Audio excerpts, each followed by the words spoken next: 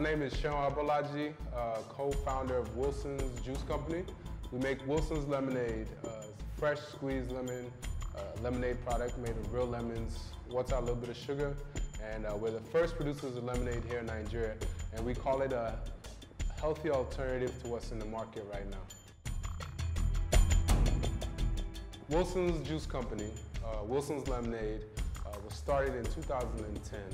Actually, it started before 2010 because initially we were squeezing oranges and making orange juice, doing smoothies, and then one day we saw lemons at the market and added lemonade to what we were doing.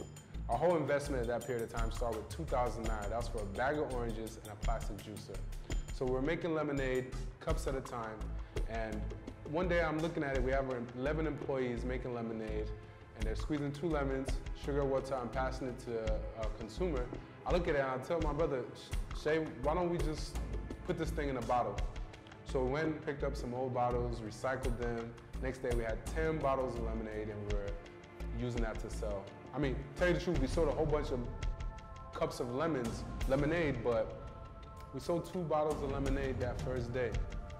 That was no stress, no work, just take 10 bottles of lemonade and sell it and bring back the money. Now we have a medium-sized factory producing about 1,200 cartons of lemonade daily. So it's exciting because we know where this thing started, and we have an idea where we want to take it, but we want it to be a company, not just a brand.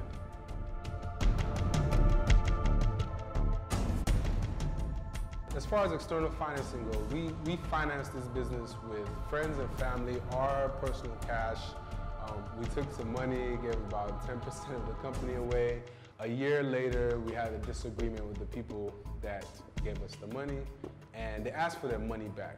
Now, if you're doing business, this is hard to take a large chunk of money out of the business and pay back. We have integrity, and we wanted to make sure that if that's what you want, you don't want to be part of our business anymore, here, take your money. So we gave even 10% back of the money they gave us on top of what they gave us. If you're looking to raise money, you just have to be careful with the type of people you take money from. You have to know them and understand what they want and what you want. What we did right financially was we made sure that the money that was coming out of business was going right back into the business. We made sure that as we're growing as a company, the people that we hire are growing with us. We made sure that there's no just spending anyhow, and that the money that we're spending is actually bringing back returns. What I do is the marketing and sales of Wilson's Lemonade. My brother Shay does the manufacturing at the factory, and he does finance. It's about keeping really detailed records, having a personal bank account, having a business bank account, and not mixing the two. We want to build a company, we don't just want to build a brand. So, of course, we're going to need money to do that. And yes, we are looking for external financing. We have quite a few people that are interested in putting money into the business to make it a very large manufacturing outfit. What we need right now is people that see our dream, see our vision, want to invest in us. Private equity is fine, but I don't think we're at the private equity level yet.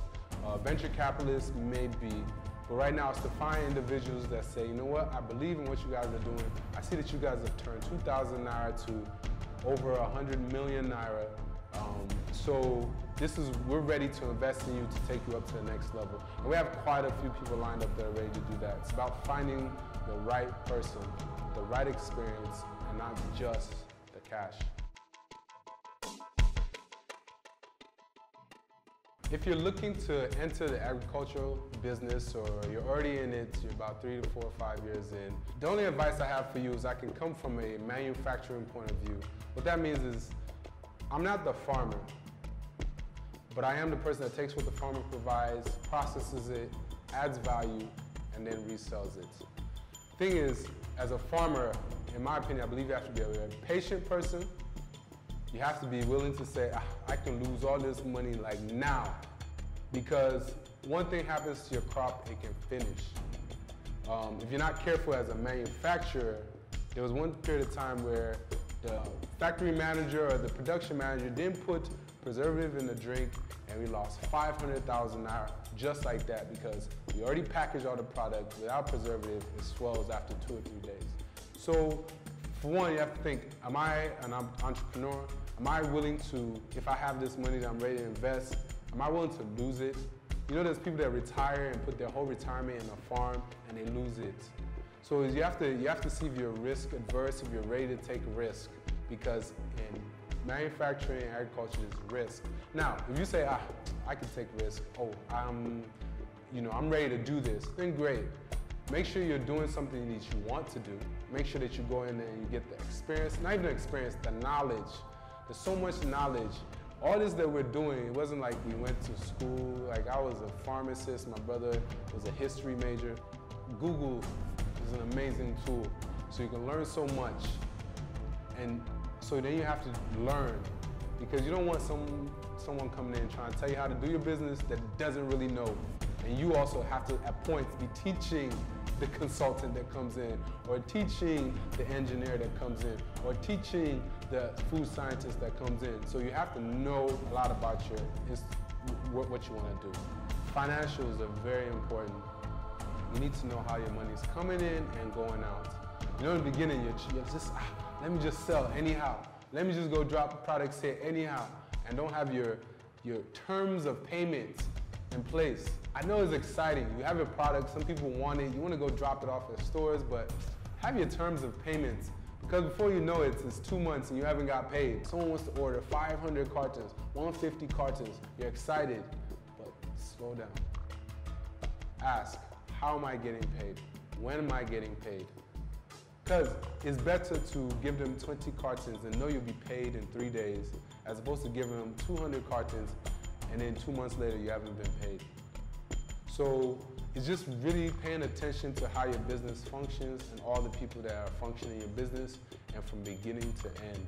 And it takes time. You're not going to be perfect. It's not going to be perfect coming out the box. It takes time to learn all these lessons. My advice for financial institutions would be, don't be afraid to lend to the small guys. You have to understand that one day the small guy is going to be the big guy. The big guy is not always going to be the big guy, always. So encourage with loans or grants, or even just helping with import and export. Just the little stuff that SMEs don't have in place yet. Because the way I look at it, we're the future of Nigeria, SMEs. Invest in the guys that are coming up. I know it's hard. You've given people money before and it just disappeared with them. But that shouldn't be fair to lending money again to the guys that you feel can do it and the companies that you feel have it. So don't be scared to lend money to the small guys.